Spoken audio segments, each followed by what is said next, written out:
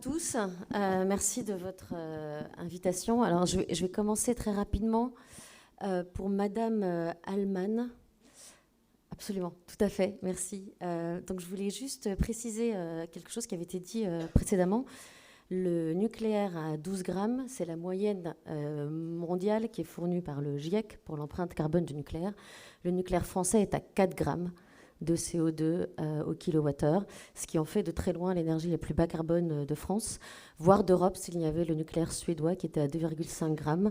Donc je vous encourage à militer pour que la production d'électricité soit bas carbone et le reste en France. Et puis vous pourrez vous en tenir là, a priori, parce que vous serez le plus décarboné que vous puissiez être. Donc ça, c'est pour vous encourager dans le choix de vos priorités au moment où vous êtes en train de reconstruire l'avenir de votre entreprise. Alors, cela étant dit, excusez-moi pour cette parenthèse. Donc merci de votre invitation. Elle m'honore. D'ailleurs, exceptionnellement, ce qui n'est en général pas mon habitude, je vais m'appuyer sur les notes que j'ai rédigées au fur et à mesure de cette matinée. Et donc, c'est pour ça que je me suis mis là et que j'ai demandé cette configuration.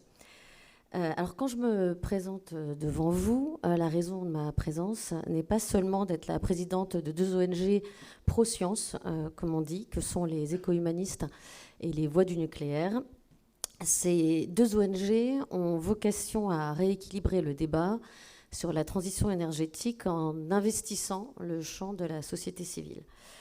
Alors, elle s'appuie sur 2 principes. D'abord, que la technologie n'est rien d'autre que de la science appliquée et ne doit pas être tabou en tant que telle. Et que servir l'avenir ne peut se faire et ne doit se faire qu'en servant en même temps l'environnement et l'humain. Et donc, nous sommes à Belfort. Donc, vous êtes désormais marqués par un certain héritage du « en même temps » que nous sommes tous en droit de s'approprier. Donc, moi, c'est l'environnement et l'humain. Voilà. Donc la plupart d'entre vous ne me connaissent pas. Ce que je suis en tant que grand témoin de cette journée est aussi le résultat de mon parcours. Alors avant d'être une actrice de la société civile, j'ai été une actrice institutionnelle du circuit des COP, des négociations climat, pendant 3-4 ans. Avant cela encore, j'ai été une cadre et une industrielle de la filière nucléaire française pendant 10 ans. Avant cela, j'ai été une élève d'école de commerce qui a choisi de se spécialiser dans l'entrepreneuriat. Et encore avant cela, j'ai été une élève ingénieure de gestion de sites de production industrielle avec une appétence particulière pour le manufacturing, comme on dit. Et puis avant encore, et puis toujours aujourd'hui, la fille d'une entreprise familiale, une TPE, qui sert l'industrie en France depuis 35 ans. Voilà, tout ça pour dire, cette introduction peut être déjà un peu longue, que je suis aussi pragmatique qu'idéaliste et que je m'adresse à vous avec toute l'humilité de celle qui sait quel est votre rôle, celui que vous jouez, et les difficultés qui sont les vôtres aujourd'hui et que je me sens ici tout à fait à ma place. Alors, je pourrais vous parler des enjeux qui attendent l'industrie dans son organisation et dans ses méthodes. Je ne vous apprendrai rien. Alors, j'ai choisi de vous parler de ce que je représente aujourd'hui, ce pourquoi je pense que j'ai été invitée. La thématique que cette journée et nos différents échanges m'inspirent est double et va vous sembler ennuyeuse, peut-être même un peu donneuse de leçons. Mais l'exercice qu'on m'a demandé est celui de grand témoin et pas d'amuseur, donc je vais essayer de le faire avec autant de sérieux que possible.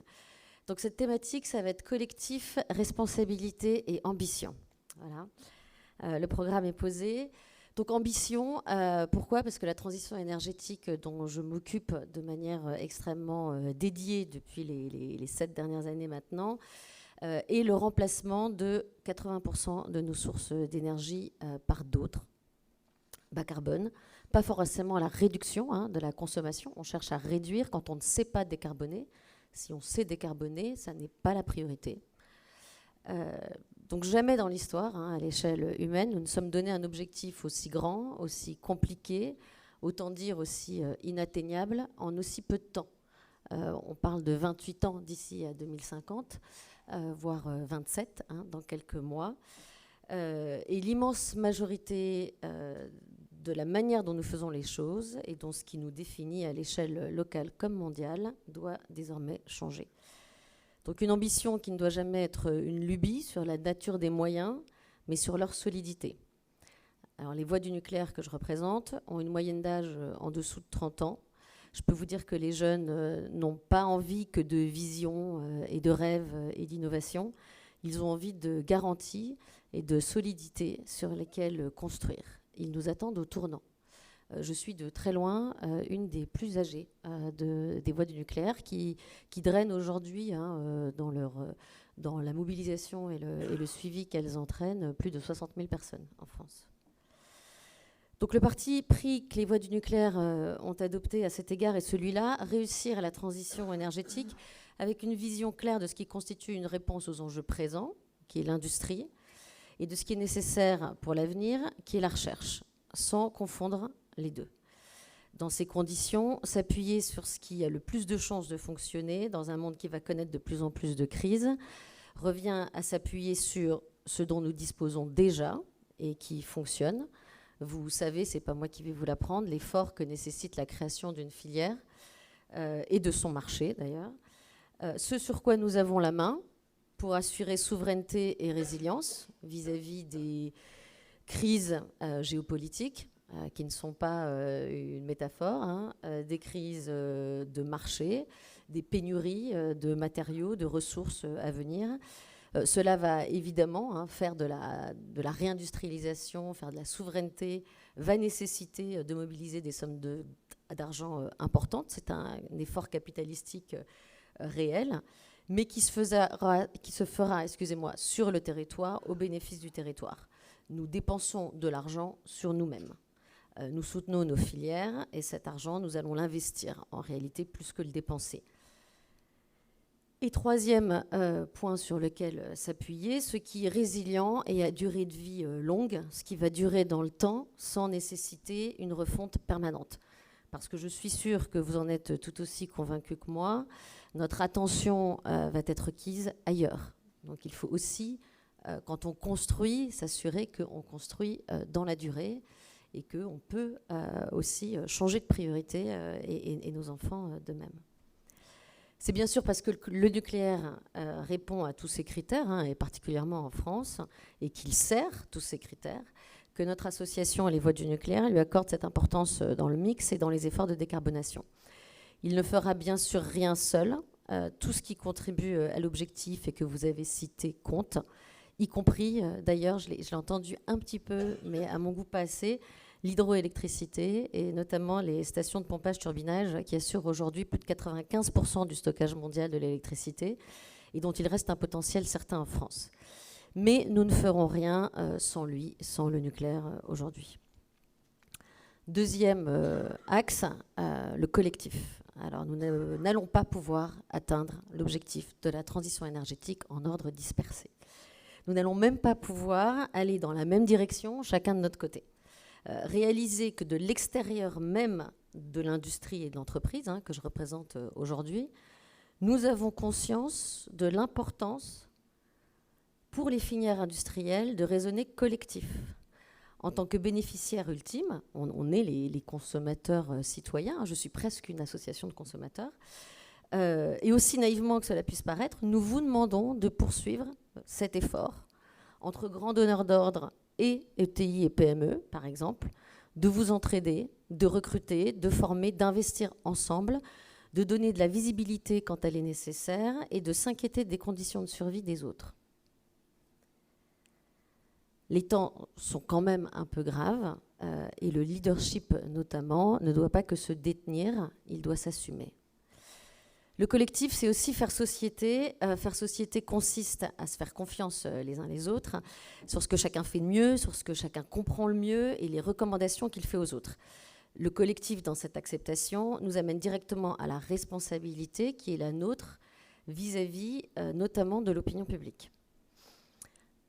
Mon troisième axe, la responsabilité. Alors la responsabilité que nous avons, ingénieurs, techniciens, industriels, entrepreneurs que vous êtes, à ne pas pousser que les choix qui nous arrangent, mais aussi ceux qui sont viables, qui fonctionnent, qui répondent aux objectifs qu'on leur donne. C'est le prix de la confiance que les gens auront en la parole des industriels. Il faut que dans leur esprit, cette parole redevienne celui de l'expertise plutôt que celle du lobby. Nous devons résister à la facilité qui consiste parfois à suivre les tendances quand on sait qu'elles ne sont pas pérennes. L'antinucléarisme n'est pas pérenne, le 100% renouvelable n'est pas pérenne, et pour être franche, je vois très bien l'intérêt de l'hydrogène bas carbone à des usages statiques et industriels, et c'est un marché qui dépasse très largement le marché actuel qui est déjà important. J'en vois un peu moins l'intérêt à des usages mobiles, disséminés et proches du public. Quant au point d'attention d'ailleurs relevé par M. Issel sur la manière dont la réglementation, notamment européenne, habille parfois la réalité physique, je pense qu'il est réel. De nouveau, si nous voulons que les gens refassent confiance aux entreprises et aux experts que nous sommes, il faut aussi que cette confiance soit fondée. C'est à nous aujourd'hui de la regagner, et ce n'est pas qu'une question de communication, ce n'est pas qu'une question de ce que moi ou les voix du nucléaire pourront dire ou faire, mais de la responsabilité que vous choisirez d'incarner également. La responsabilité, elle n'est pas la vôtre, bien sûr, je ne vais pas passer toute mon intervention à vous charger, je vous rassure. La responsabilité, c'est aussi celle de l'opinion publique, qui réclame déjà des résultats de filières industrielles qu'elle a patiemment participé à démanteler. C'est la responsabilité de la classe politique de construire l'avenir dans le temps, donc, et pour qui la solution ne devrait pas toujours être dans la nouveauté, ou dans le plus petit d'ailleurs, le plus acceptable. La responsabilité de l'industrie, qui laisse parfois à des bénévoles le soin de sacrifier leur propre capital et leur avenir pour créer les conditions de ces rentrées de commandes.